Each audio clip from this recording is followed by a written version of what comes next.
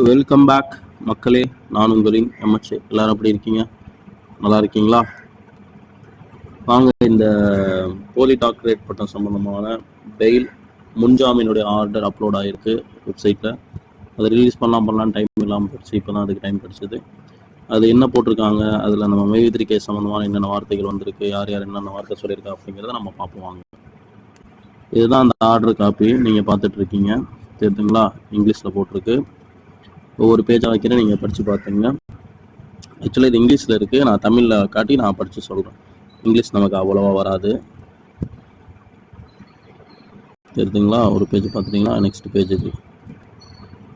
இது வந்து முன்ஜாமீன் கிடச்சிருச்சு. போலி டாக்டர் பட்டத்துக்கு முன்ஜாமீன் வந்து கிடச்சிருச்சு. சில கண்டிஷன் நிபந்தனைகளோட, ஏற்கனவே சில நிபந்தனை இருக்குது, அதோட சில நிபந்தனைகளோட இந்த முன்ஜாமீன் கிடச்சிருச்சு.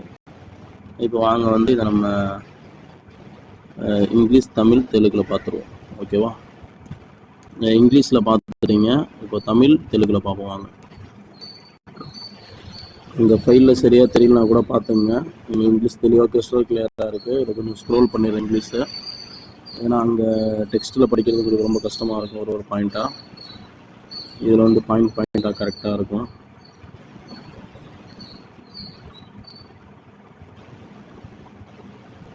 நாலாவது பாயிண்ட்டு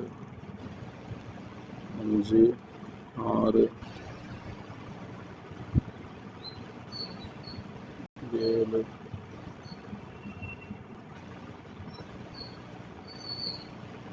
7வது பாயிண்ட்டு நிறைய sub point A, B, C, D, E. So இதெல்லாம் நம்ம வந்து தமிழில் இப்போ பார்க்கலாம். ஸோ இது வந்து இங்கிலீஷ் படிக்கிறது கொஞ்சம் ஈஸியாக இருக்கும். அந்த பிடிஎஃப்ல வந்து ரொம்ப சின்னதாக இருக்கும். இது ஈஸியாக படிச்சுப்போம். அவன் தமிழில் வாங்க மக்களே, தமிழில் பார்த்துருவோம். அந்த கேஸுடைய நம்பர், ஜட்ஜு அவங்க தனபால் ஜட்ஜு, ஆனரபிள் ஜட்ஜு, குற்றம் ஐபிசி 420 நிறைய வழக்குகள் பிரிவு போட்டிருக்காங்க. இப்போ வந்து இது என்னன்னா, காவல்துறையின் கோப்பில் முன்ஜாமீன் கோரக்கூடிய வழக்கு. இது ஃபஸ்ட்டு பாயிண்ட் ஃபுல்லாக அந்த கோர்ட் சம்மந்தப்பட்டு படிச்சுட்டு உங்களுக்கு புரிஞ்சிருக்கும். செகண்ட் பாயிண்ட், இதில் உள்ள மனுதாரர் ஒருவர் என்பது அரசு தரப்பு வழக்கு. மைவித்திரி நிறுவனர்கள் வாங்கி அதாவது மைவித்திரி நிறுவனங்கள் 2000 கோடி மோசடியில் ஈடுபட்டுள்ளனர். அப்புறம் போலி டாக்டர் பட்டம் பெற்று பொதுமக்களை ஏமாற்றினார். அதாவது போலி டாக்டர் பட்டத்தை வச்சு 2000 கோடி மோசடி பண்ணியிருக்காங்கன்னு வந்து அரசு தரப்பு வழக்கறிஞர் அவர் புகார் வைக்கிறார். அவருடைய அந்த வார்த்தைகளை வைக்கிறார். இப்போ வந்து மனுதாரர் தரப்புல ஆஜரான வக்கீல் என்ன சொல்றாருன்னா, எங்க மனுதாரர் ஒரு நிரபராதி, அவர் கூறப்பட்டபடி எந்த குற்றமும் செய்யல. வழக்கறிஞரால் இவர் இந்த வழக்கில் பொய்யாக சேர்க்கப்பட்டுள்ளார். இதுதான் சொன்னோம், பொய்யாக நம்ம சொல்லிட்டு இருந்தோம். அதுக்குதான் ரொம்ப கோவப்பட்டாங்க ஆப்போசிட்ல.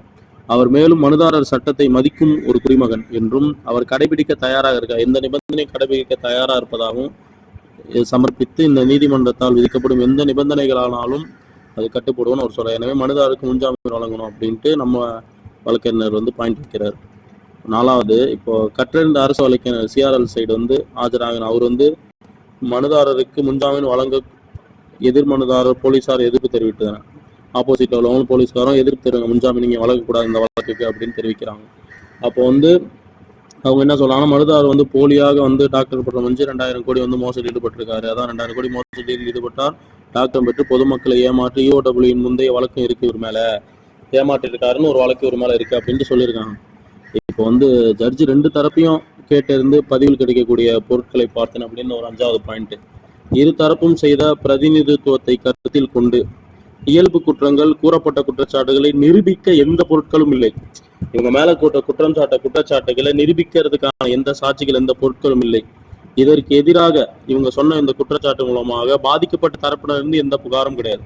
பாதிக்கப்பட்ட நபர் இந்த மாதிரி நாங்கள் மோசடி பண்ணி பாதிக்கப்பட்டோம், அதாவது இந்த போலி டாக்டர் மூலம் பாதிக்கப்பட்டோம் அப்படின்ற எந்த விதமான புகாரும் இல்லை என்று எஃப்ஐஆர் மனுதாரர் மற்றும் மனுதாரருக்கு எதிராக முந்தைய வழக்கு எதுவும் நிலுவையில் இல்லை.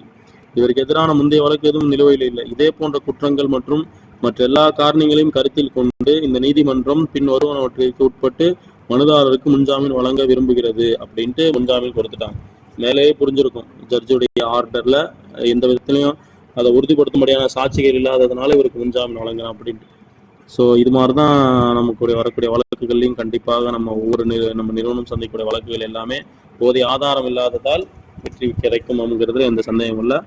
இப்போ அடுத்த நிபந்தனை என்னன்னா, மனுதாரர் வந்து ஜாமீனில் விடுவிக்க உத்தரவிடப்பட்டுள்ளது. முன்ஜாமீன் 15 நாளுக்கு கைது செய்யப்பட்ட நிகழ்வு அல்லது அவர் தோன்றிய போது கட்டளை நீதித்துறை, இதெல்லாம் அந்த கோர்ட்டுடைய சம்மந்தப்பட்ட விஷயம்.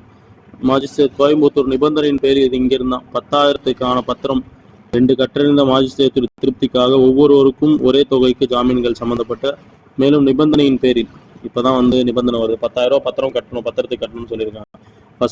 ஃபர்ஸ்ட் பாயிண்ட்டு, மனுதாரர் முன் தெரிவிக்க வேண்டும். ஒவ்வொரு சனிக்கிழமையும் மாலை 5:30 மணிக்கு வந்து போலீஸில் வந்து கையெழுத்து போனோம். 4 வார காலத்திற்கு. அதன் பிறகு வெறும் விசாரணைக்கு வந்தால் மட்டும் போதும். இந்த வழக்குக்கு உடைய முன்ஜாமீனுடைய நிபந்தனை 4 வாரத்துக்கு மட்டும் கையெழுத்து போடணும். வாரம் சனிக்கிழமை 5:30 மணிக்கு. அதுக்கப்புறம் விசாரணைக்கு வந்தால் போதும். First point.